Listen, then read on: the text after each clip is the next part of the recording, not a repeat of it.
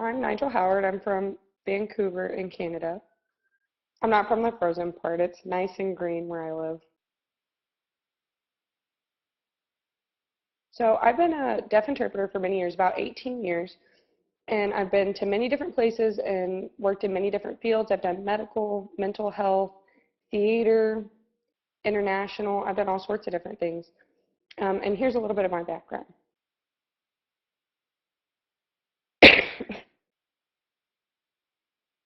So I often interpret locally.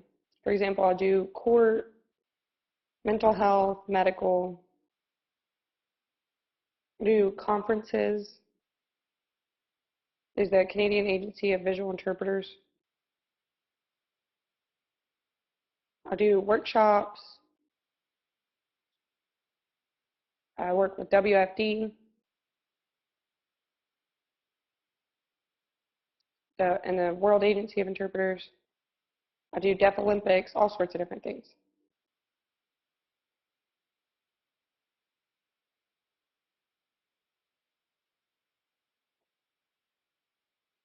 So my perspective and your perspective can be very different.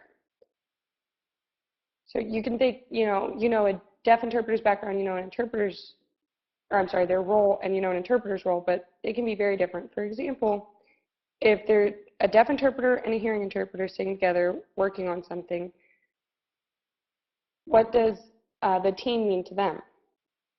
One person can think that it means this, and the other interpreter can think that it means this. So how do they both include all of that into their work? And you have to make sure the deaf interpreter and the hearing interpreter are both working together, and there's communication between the deaf client and the hearing client.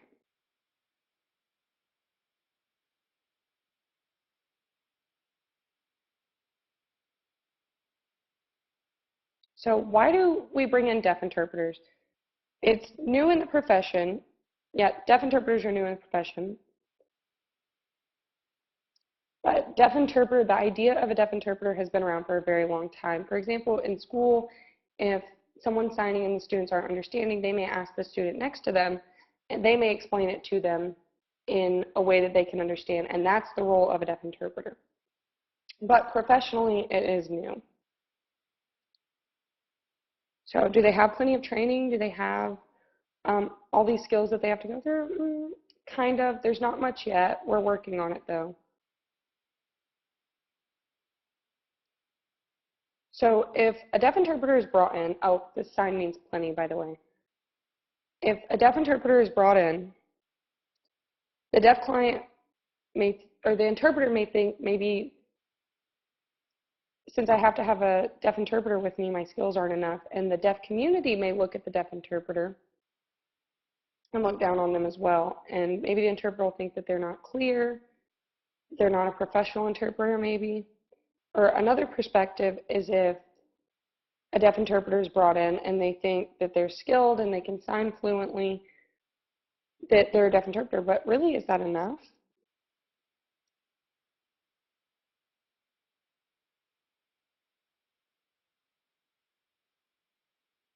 So here's an example. A deaf interpreter is put into a situation, and the deaf client may look at them and be like, I remember when you were little in the community and you were horrible, just you weren't involved, and you can't be a deaf interpreter, and they might feel resistance towards them. But honestly, were we all little angels growing up? Not really. We all have a little bit of history. But the point is that the community is very tight-knit, and they all socialize with each other. So when the deaf interpreter is brought in, they're going to look at the deaf interpreter and think, you know too much about me. Confidentiality might be an issue. So there's varying perspectives.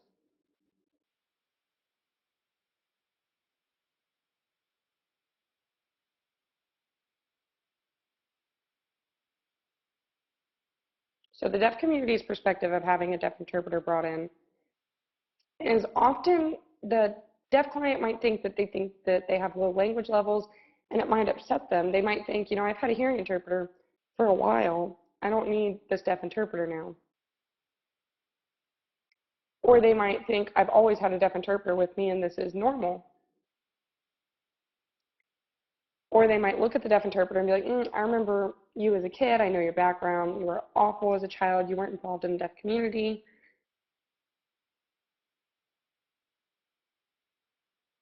And then looking at hearing interpreters, we know that interpreters go through all of this training, but when we look at deaf interpreters, you might ask, what kind of training have you been through? Have you been through interpreting theory training? Anything like that? And right now, RAD requires 16 hours to be recognized as a deaf interpreter, but a hearing interpreter has to go through 4 years. And for deaf interpreters, that training will become more rigorous, but it's just not yet. So looking at a hearing interpreter, they have all this background, all this training, but the deaf interpreter typically doesn't, and that's just the reality of it.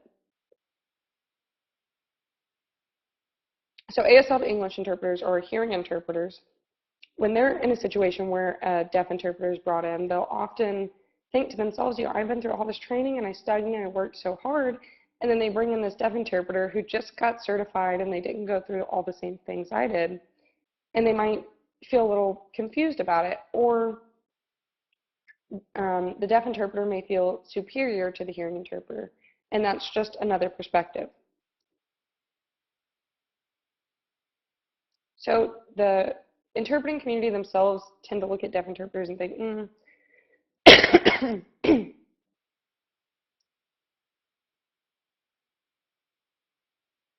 So the deaf interpreting community is very small. So when a new deaf interpreter comes in and they haven't been involved in the community growing up maybe, or they can sign but they don't really understand the interpreting role, or they walk around and say, I'm certified, just telling everybody that they're certified, I have that certification. And I'll admit that I've been around to many different places and people always say, I'm certified, I'm certified, I'm certified. And that's good, but do hearing interpreters typically walk around saying, I'm a certified interpreter? No, they just say that they're an interpreter, and that should be enough. Why do we need that emphasis on your certification? Really, it's just proof that you've finished those 16 hours or whatever amount of training that you've been through. And that's good, and we should recognize that, I agree. But my point is that the emphasis on the word certification, we really don't need that. You should just be able to say, I'm an interpreter, and that should be it. And you should be honest and say, I'm skilled in this area and not so much in this area. But the certification, it really doesn't automatically mean that you're skilled in every single area. And you need to be able to analyze, look into yourself and see what that certification means. So sometimes the deaf community will look at deaf interpreters and say, you're not deaf, you were mainstream. Or say, your signing skills aren't very proficient, so why did they give you a certification?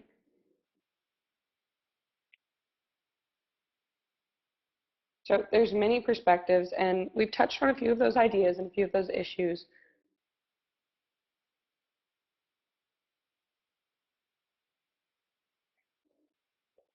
So this is just a few short definitions that DIs are often confused with.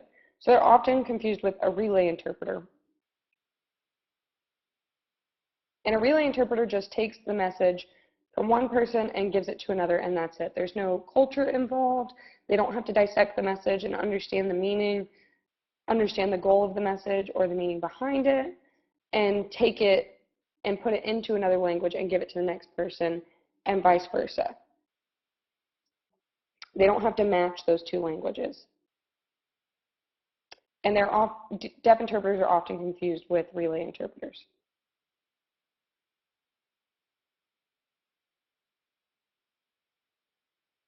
And shadowing is when the interpreter follows someone around. Mirroring is seen with a big audience.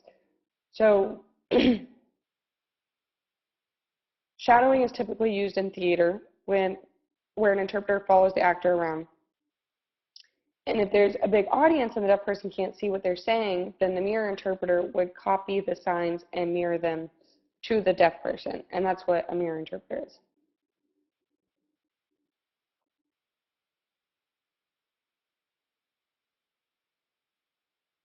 So really, this just means taking one language and turning it into another language.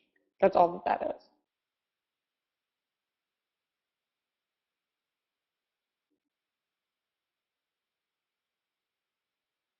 So a deafblind interpreter and a deafblind intervener, or an SSP, are two totally separate things.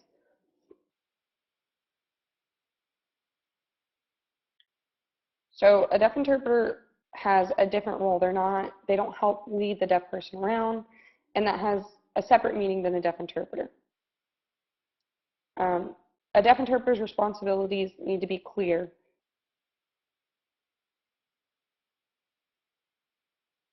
So an international interpreter may think like, oh, I have good sign skills, so I can interpret for international. But honestly, people tend to think that international sign language is a language itself, and really it's not. It's the concept of going to all these different countries and taking their signs in and putting all of that. And at the same time, you have to take all of these different cultures in. You need to figure out who your audience is and best fit the most people in the audience that you can. And sign and gesturing is different from interpreting. And people may say, you know, I'm an international interpreter, and then you watch them go and they're using sign language or they're finger spelling, and that's not international sign language. International sign language is gesturing or signing clearly. And international sign language doesn't typically match exactly what maybe a presenter is saying. And then HVO uses a lot of gesturing. That's really all that that means.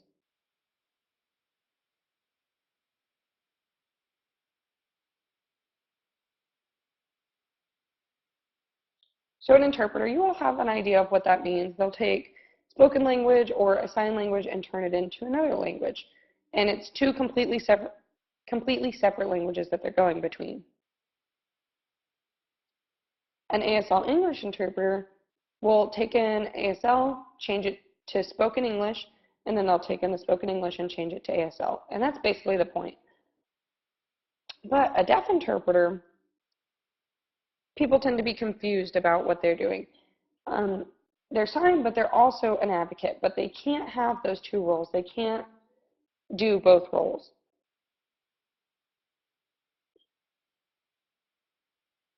So sometimes with a deaf interpreter, they'll try to alter the message or help the deaf client through the process. And that's really not appropriate, and maybe the deaf community is resistant. They may say, you know, you're saying you're a deaf interpreter, but you look like you're an advocate for the deaf community.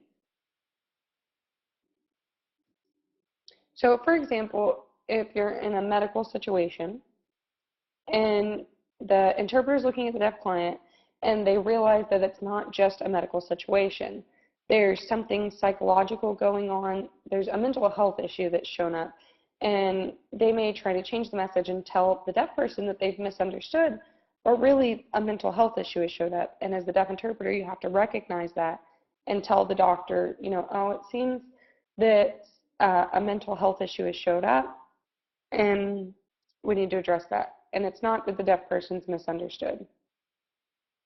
And you know, in the deaf community, people tend to correct each other and try to help each other and explain things, and that's that role of advocacy.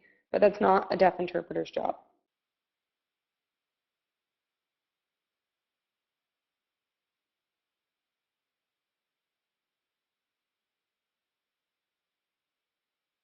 So inclusion. Often when you have a deaf interpreter and a hearing interpreter, the roles that each member has can be confused, and they cannot be separate. They have to work together, and one cannot think that they're superior to the other. In any situation, both of the interpreters have to work together. If it's an issue or a topic or presentation, they have to work with each other and figure out what each interpreter's responsibilities are going to be, and then they can go ahead and work through the interpreting process together.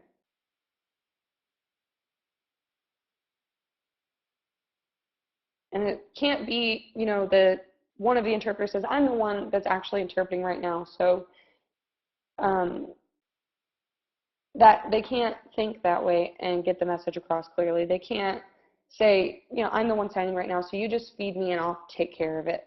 And you're here for me, all of this is for me, and you feed me or I'll copy sign from you. That's not what a team is. They both have to work together and be in agreement with each other. And that's the whole point of this slide. Teams must have that sense of inclusion.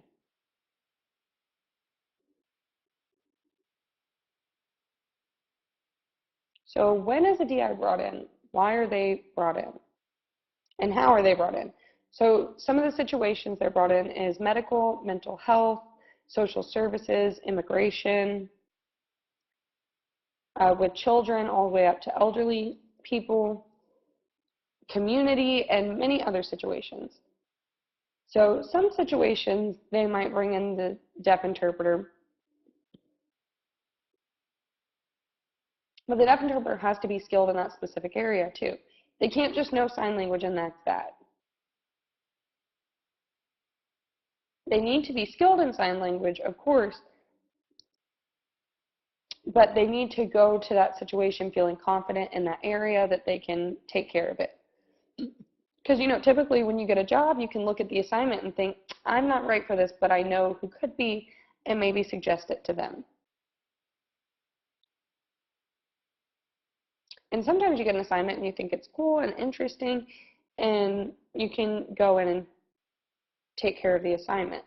But it's not just the sign language that matters. So with a deaf interpreter included, that can happen in any situation. It can happen with children. Maybe if they're doing a psychological assessment, then it's better to have a deaf interpreter because that's skilled in that area so that they can work with the deaf child and figure out how to appropriately interpret the whole thing without feeding to the child or altering the message.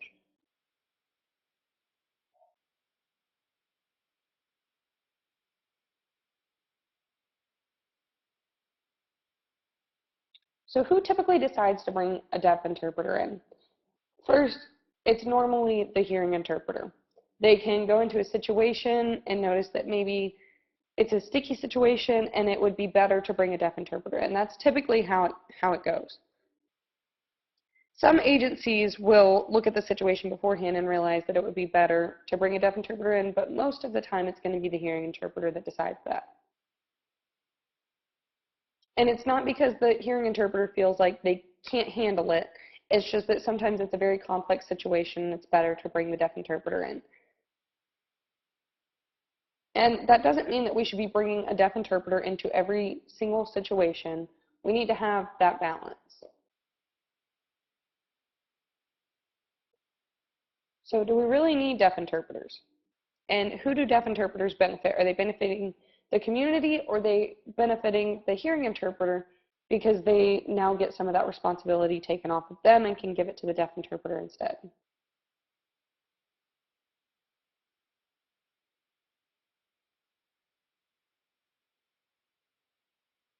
So when the deaf interpreter is brought in, if you have a good team, then the message can be more specific and more accurate. And with the deaf interpreter and the hearing interpreter, they can check on each other and make sure everything is specific and accurate. And they can move the message back and forth between both of the clients.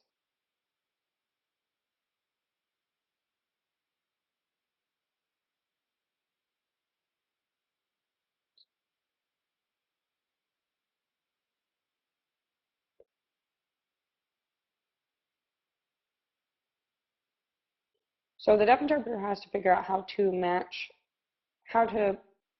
take the message and make it match the target language and put it out equivalently.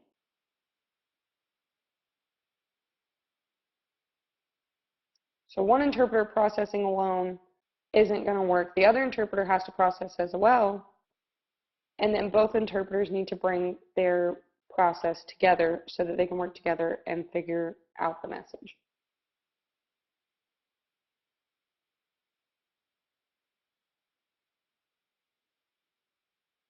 So what does a team really mean? They have to look at the assignment first before they can do any work.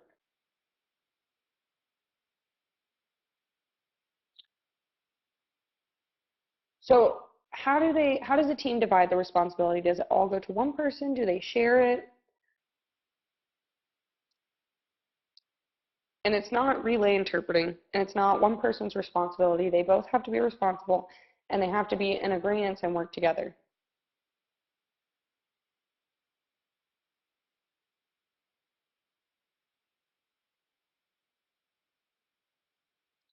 So when in this interpreting situation, who explains the role of the deaf interpreter and the role of the hearing interpreter? Me personally, I typically like to explain my role as the deaf interpreter myself.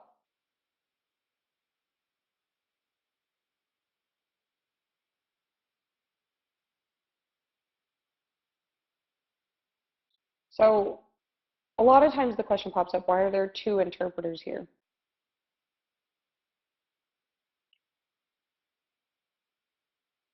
And a good answer for that is that it's linguistically and culturally appropriate to have a deaf interpreter there, because a lot of times the deaf client will think that the interpreters think less of them, and that's why they brought a deaf interpreter in.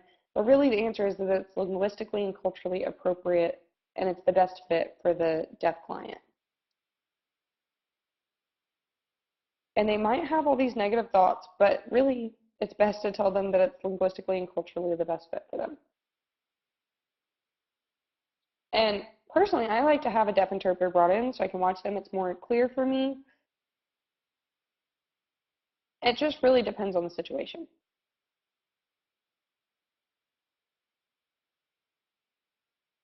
So hearing interpreters need to be open-minded to what a deaf interpreter is and what it means to be a team. And they need to have that inclusion for it to be successful. Thank you.